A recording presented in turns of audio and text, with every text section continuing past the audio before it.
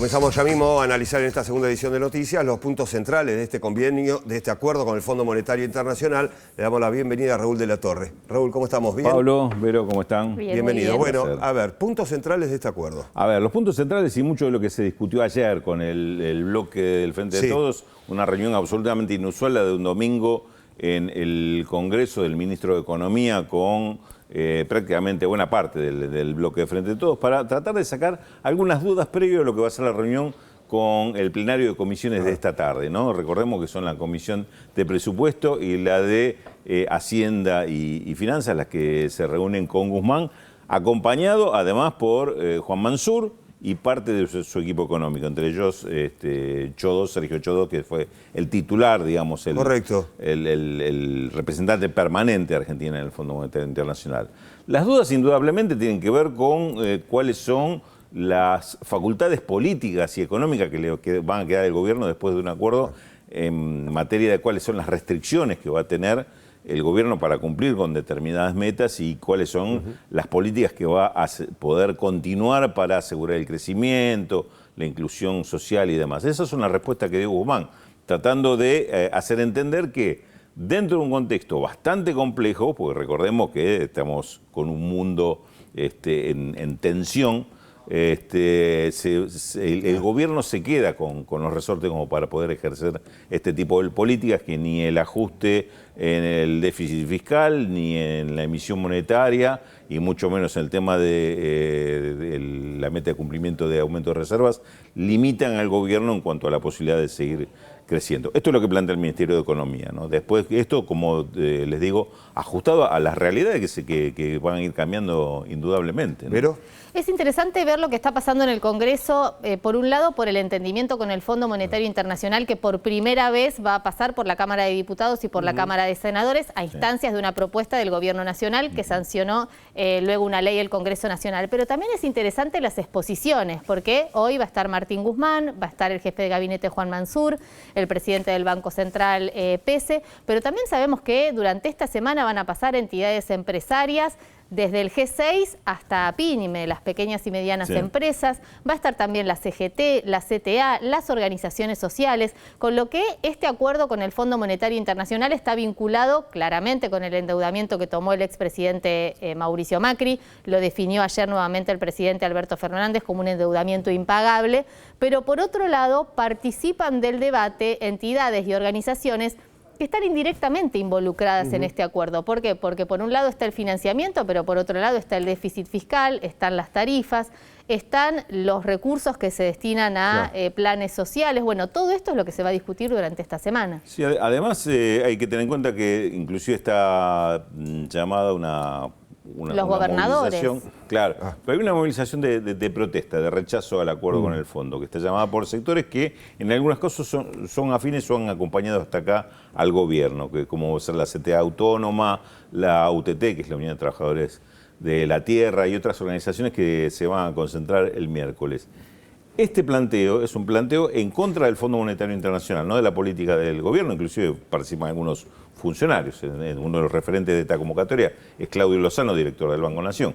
¿Qué es lo que plantean estos sectores? No están de acuerdo con lo que plantea el fondo, pero no hay una alternativa muy clara, porque acá, como manifestaban algunos sectores del propio gobierno, no es que es un acuerdo que el gobierno va a celebrar la aprobación de este acuerdo. Era un acuerdo necesario para tratar de justamente de preservar lo que les decía al principio, de que el gobierno pueda seguir ejecutando política.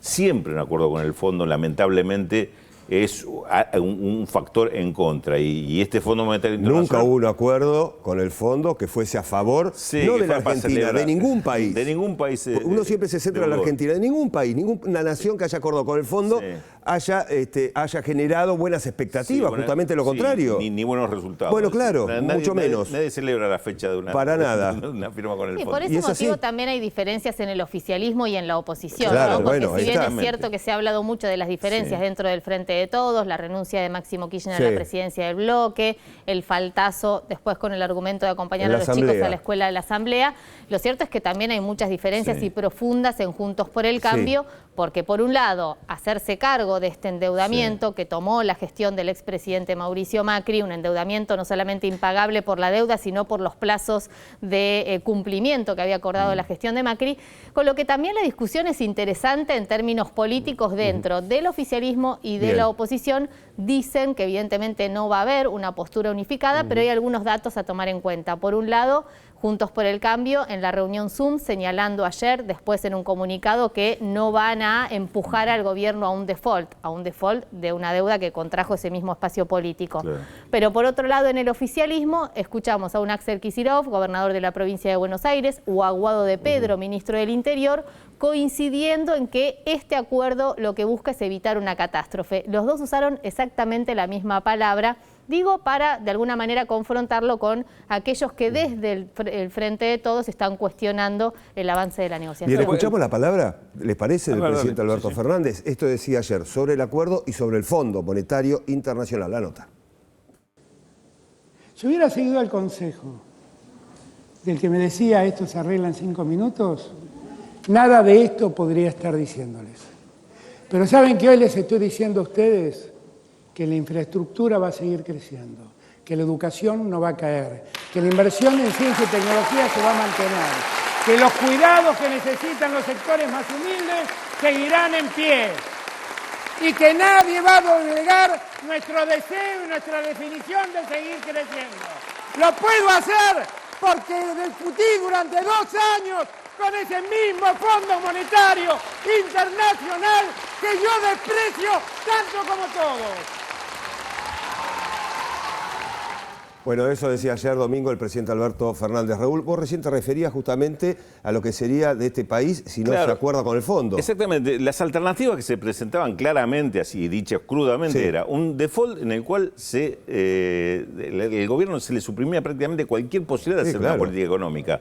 Pues imagínate un país, una industria sin insumos, que iba a afectar salarios y demás. La verdad que era un escenario bastante negro el que se presentaba en porque esto no es el default que tuvo Néstor Kirchner en el 2003. Ese era un default con el sector privado, es otra cosa. Es una cosa que ya había heredado. Voy a aclarar esto. Y en este caso lo que hace el gobierno es firmar un acuerdo que no le impone las condiciones de ajuste típicas del Fondo Monetario Internacional, no hay una restricción previsional, no hay reformulación de la política o las normas laborales. Esto es lo importante. Algunos dicen, bueno, pero después la va a reclamar. Bueno, en el momento que haya reclamar, se volverán a rechazar. No. Digamos, de eso se trata. Entonces, ese camino el gobierno eligió para poder justamente seguir su sendero. Después está todo el desafío de hacerlo, ¿no? Digamos, esto no es que te garantiza nada. Bien, pero Raúl, gracias. En minutos seguimos analizando la economía con Raúl de la Torre.